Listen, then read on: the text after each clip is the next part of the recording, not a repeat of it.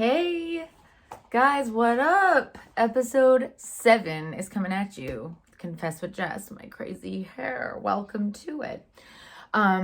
Again, back in my room with Tig's lovely shoe collection behind me, computer to the other side. Yet again, renovating different rooms of the house, so finding my spot. Just so you know, we're winding down. We are talking about 2 great films today, King Richard and Drive My Car. Next week, we will be talking about Parallel Mothers, The Eyes of Tammy Faye, which I did watch, and The Lost Daughter. And the week after that, we will be talking about Licorice Pizza and having basically predictions for the Oscars, because it'll be the week of that Sunday leading up to the 27th. We're getting so close. So 3 more episodes. Oh, and then the Monday following the awards, I decided I'm going to have like kind of a debrief on the awards. So you're looking at today's 7, 3 more episodes after this, and then I'll regroup and think about maybe doing some more videos, reviews, back to my original podcast. I haven't quite decided yet. But I do think I'm going to, quote me on this, but I think I'm going to do a companion piece blog post during episode 9 or 10 in maybe 9 leading up to the awards. So we'll see about that. But I'm excited. I'm excited for today because I finally watched King Richard, which I will review first, and I'll end with Drive My Car. And Drive My Car I'm thrilled about. So excited to talk to you guys.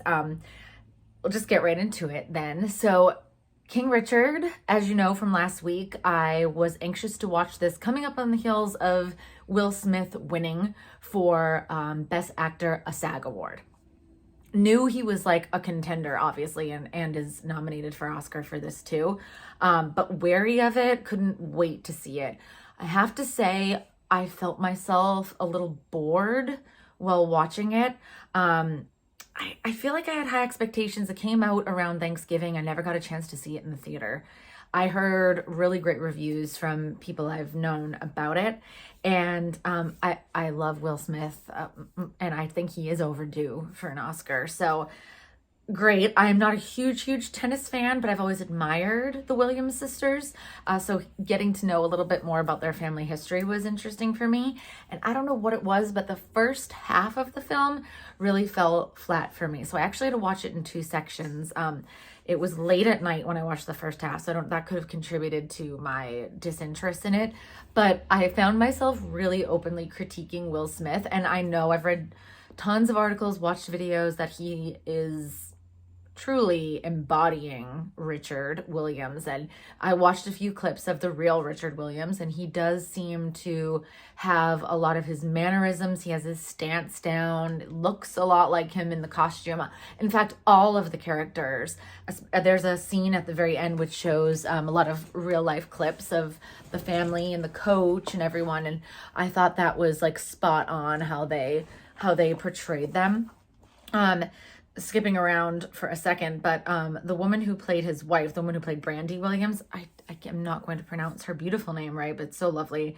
I think it's Anjanae Ellis. She is also nominated for Best Supporting Actress, and I thought she was phenomenal. Some of my favorite scenes were actually the scenes where Venus and Serena's parents, all right, so obviously Richard and Brandy, had moments of like spousal conflict.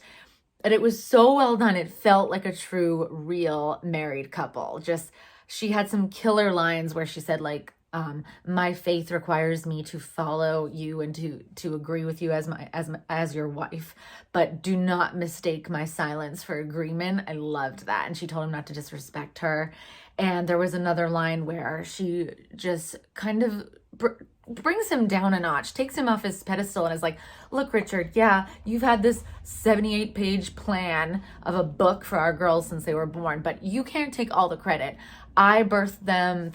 I carried them on my back. I was also there in a lot of the pivotal moments. So I liked that. And I think we should have seen more of her.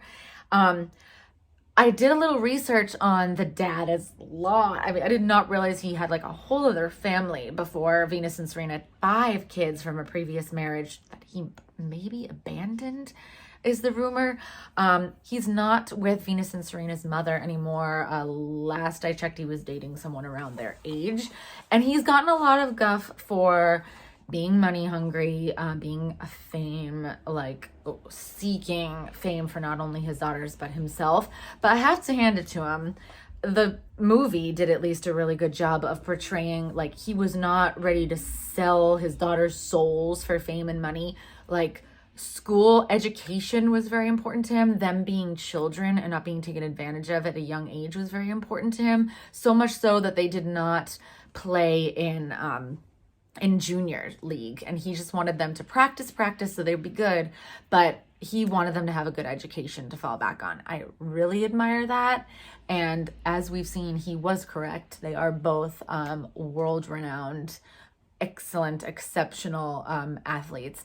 And the girls they got to cast it, the girls who were cast not only as Venus and Serena, but as their 3 older sisters from their mom's previous marriage, thought their connection, their rapport, their chemistry together, really, really strong.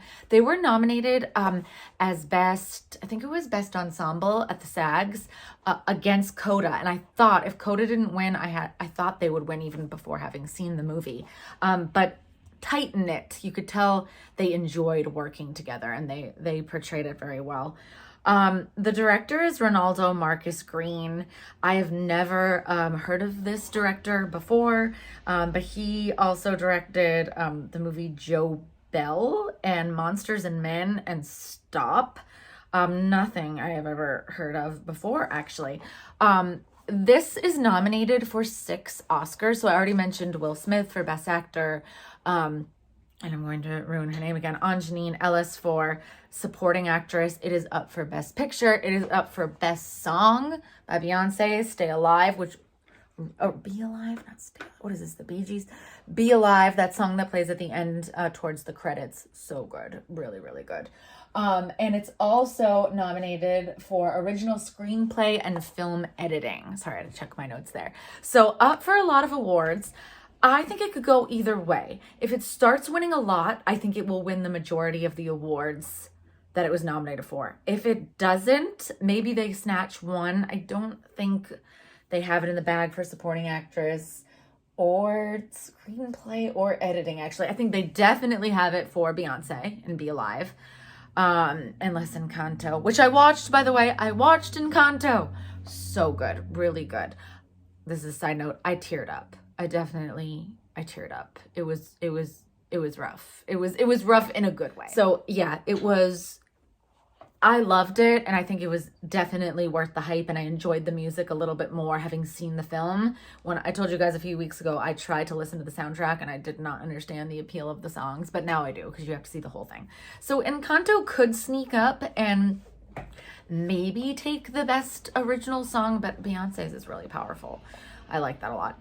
And Will Smith, I still think it's his game. Just one more critique before moving on. I hate to say this, it's kind of how I felt about a lot of the men nominated this year.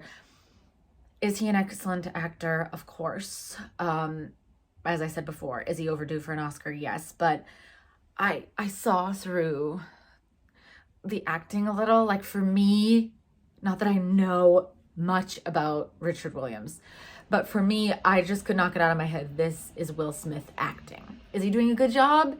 Yes, but maybe he's not doing a phenomenal job, because I just keep thinking, this is Will Smith, this is Will Smith. And I felt some of his acting seemed forced and corny to me. And that is probably an unpopular opinion. And I apologize if that is true. The movie did get 90% on Rotten Tomatoes, which is really good, and a 7.5 out of 10 on IMDb. I'm going to give it a 3. I don't think it was exceptional. I don't think I'd watch it again. I found myself the first part bored. It got really good when the girls got a little bit older and we got to see kind of the new coach and the induction into actually the sports world. It got a little bit more exciting, but I was bored a little, and I wasn't super convinced with Will Smith's acting. But the ensemble, great. Hearing about the life story of the real athletes, awesome. So just a solid 3 for me. Nothing major. I'll say, transitioning to my next film, which is Drive My Car, which is the only international film nominated for Best Picture this year. And guys, I'm gonna start by saying I have not given a 5 yet, right? I don't think I can give it a 5. I'm gonna give it a 4.5. I still don't feel confident in giving something a perfect 5 stars right now, which is so funny because like the other day somebody asked me, like, I forget who was, a couple of people asked me like, oh, isn't it usually out of 4 stars, or why didn't you do percentages? I don't know. Somewhere along the way I made up 5 stars is the best in my mind, and nothing has gotten that far. But I will give it a 4.5.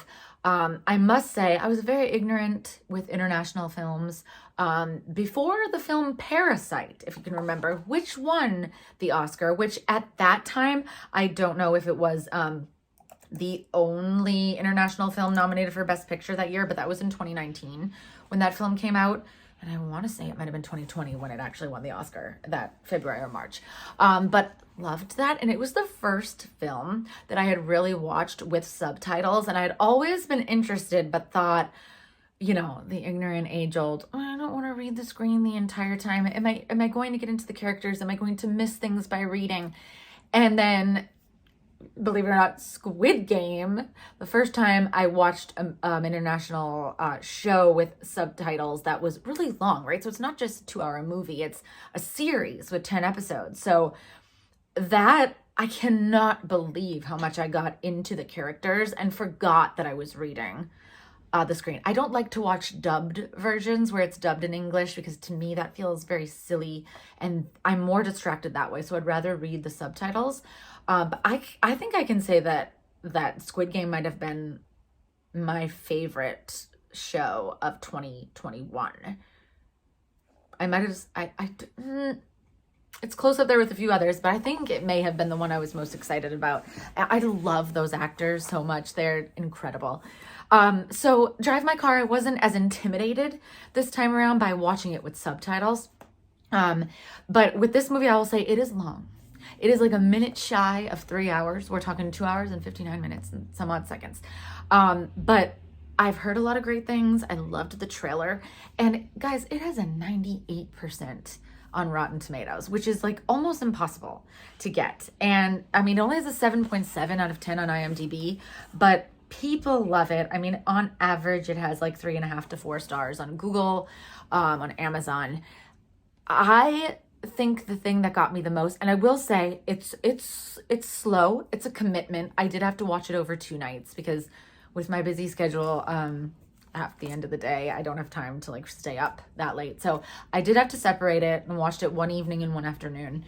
And it definitely, much like King Richard, picked up momentum, you know, during the climax, and then watching the ending of the film, it was more powerful as it got on. The beginning was a little bit slow, a little bit drawn out, and some scenes I feel like could have been cut. But what is beautiful here is the dialogue. The dialogue is, they have these pivotal scenes where the characters talk to each other just with their, I mean, obviously they're using their mouths too, but their eyes are telling such a story. Exceptional actors, none of which I've ever seen before. It is a Japanese film, by the way, and the director is nominated for Best Director. It's obviously nominated for Best Picture. I'll just tell you what else they're nominated for right now. 4 Oscars. So we have Best Picture, we have Best Director, I think it's Ryusuke Hamaguchi, Best Adapted Screenplay, and Best International Feature Film. So if it does not win Best Picture, I hope at least it wins Best International Feature Film, because the depth involved here, the layers. We are focused on a man who is grieving the death of his wife and is very much involved in the arts. He's a theater director, and it's kind of cool how they set it up. Like the first hour, you're introduced to his wife and their relationship, and you see some of the conflict there. And then after that first hour, this was so funny because Ty and I were watching it and we paused it, I think, and then we unpaused it and we were like, wait, didn't we already watch an hour? And all of a sudden all the credits were going through, and I was like, That was the longest opening of a film ever. It was an hour into it after the wife died, kind of marking that distance of 2 years later. Now, this is the producer, this is the director, this is the feature film, et cetera, et cetera. All of the credits rolled. I thought that was really cool. I haven't seen that done before. And just the separation of it was more episodic. So we had his before his wife and after his wife, and this just healing process he's going through. And the characters he meets along the way, two in particular, the woman who's driving for him, and one of the young men that is cast in his new play, which he's pretty sure his deceased wife was having an affair with before, though we're never told. I'm giving you guys a lot of spoilers. I'm sorry for that. But it's so good. I feel like I can't talk about it adequately unless I give you some backstory. So the whole film is just centered on this man who, interestingly enough, we find out that he has glaucoma in one eye, and he is obsessed with driving his Saab, beautiful red Saab. I don't know if they ever mention what year it is. But he's devastated because the doctor tells him you probably won't be able to drive it much longer. And when he goes to this this film festival that he's directing a film for, the people in charge of it tell him, you can't drive your own car. We hired a driver for you. And he's thinking, why? And in my head, I'm like, oh, it's because they found out he has glaucoma and they don't want him to die while he's teaching this, right? And we find out that a couple of years back, the person who was ahead of this festival was driving and hit someone and killed them. And they look at it as bad luck. So from that moment on, whoever actually hosts the festival, they are the ones that have to be driven around like it's a superstition. And it's funny because we never actually circle back to the fact that he has glaucoma. Like they never mention that again. So that's kind of a weird thing for me. But the most pivotal part, and again, I don't want to give too much away. This meant so much to me. So there's this scene where the man that the main character is convinced was having an affair with his wife tells him a story that his wife, who was a screenplay writer, told him. So the deceased wife told this man that he is in the play who might be having an affair with her. He had this line where he talks about being in a relationship with someone and knowing someone, and how you cannot fully know someone ever. And the acting here was just, his eyes were welling up. The way the lines were delivered were just so noteworthy. I rewinded it like 4 times and watched it again, and I wrote it down, and I'm going to read it to you. And if you watch this, it's 2 hours and 11 minutes in. It goes from 2:11 to 2:13. So it's like a 2-minute speech here, and it's probably going to take me 20 seconds to read the whole thing. But he just elaborates and uses so much emotion and pauses within each of the lines that it's worth watching if you do watch it. So pay attention to 2 hours and 11 minutes. But he says this: even if you think you know someone well, even if you love that person deeply, you can't completely look into that person's heart. You'll just feel hurt. But if you put in enough effort, you should be able to look into your own heart pretty well. So in the end, what we should be doing is to be true to our hearts and come to terms with it in a capable way. If you really want to look at someone, then your only option is to look at yourself squarely and deeply. That's what I think. So I'm just going to let you sit with that and rewind it and listen to it again. I thought that was so powerful, that we cannot truly ever know another human being, but the only way to properly love another is to understand yourself, because we put a lot of expectations on others based on, what we need and what we desire as people. So I just thought that was a profound way of saying it, and it got to me, guys. And another thing that got to me, and you know how much CODA meant to be, right? With sign language and giving deaf actors the ability to be out there, to be seen. There was a character here she could hear, but she could not speak, so she used language. She used sign language to communicate. And I thought it was so excellent that they cast in the film. And the whole thing was very meta, because this is a film we're watching, but it's all based on a play as well. So not the majority, but a good portion of the film are scenes that they're working on. And sometimes they just show you a scene on the stage or in rehearsal, and they actually cast one of the main actors who used sign language. And the way they showed it in the theaters, they had a screen behind it so the audience were translated what she was saying. But it was beautiful. I thought this with CODA, and it made me want to learn sign language. And then my mind was blown thinking like, the sign language I would learn would be American Sign Language. And this would be, this was a Japanese film, but I think they said it was Korean Sign Language. And it's just, there was this scene at the very end, and it's part of the play, and the movement of the sign language, or the two actors communicating with each other, I'm not even going to do it justice. You need to see it. Is so visually poetic that I teared up. I mean, they have subtitles so you know what she's saying, the character, but I almost wanted to watch it without it, and I think I would be just as moved by the sign language. And it got me thinking, like, it's typical, like, we all smile in the same language, we all cry, we all see emotion the same way, and like these language barriers kind of fall away, and we are just human. We are stripped down to human, and there are so many things that you can use with sign language to represent those feelings. And it was like a dance. It literally, between that and CODA, I don't know, it really makes me want to learn sign language and be able to communicate in that way. I think would be so effective. And I don't think we talk about it enough, or it's out there enough. But to have 2 films where sign language is even represented this year, that's big. I mean, that's big to me. And I think that was a huge win. The director was great. I think he has a good shot at this. I do think that this movie has a good chance of winning. I would say so far, and I have 3 movies left to watch, and 2 of them are not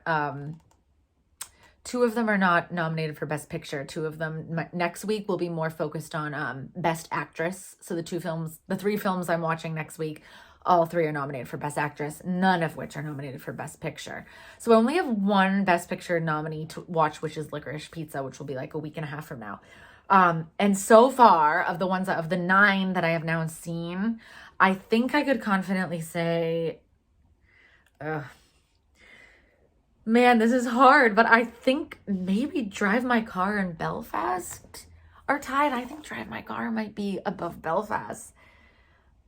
I think it might be, guys. I don't know. I'm going to say this the week before the Oscars, after I watch Licorice Pizza, because that could just blow them all away, because I've heard great things about that too. But anyway, that was already my preview. So, anyway, Drive My Car, watch it. Highly recommend. So my next week, The Eyes of Tammy Faye with Jessica Chastain, Parallel Mothers with Penelope Cruz, and The Lost Daughter Netflix film with, oh my gosh, Olivia Colman. So I'll be reviewing those 3. I hope, since the last week I'm only going to be talking about Licorice Pizza and my predictions, might talk a little bit more about Encanto. I'm going to try to watch Spider-Man and Cyrano and House of Gucci by the Oscars too. All of which are only nominated for about 1 award each, but they have been discussed a lot this season. So I'm going to do my absolute best after I do the ones I must watch to review those. So if you guys have suggestions for me, if you agree or disagree, if you just watch the film and watch one of the scenes I discussed and tell me that you really liked it too, that'll be great. Subscribe, like, comment, talk to me. I like to talk to my people. I hope to see you next week, and thank you so much for taking the time.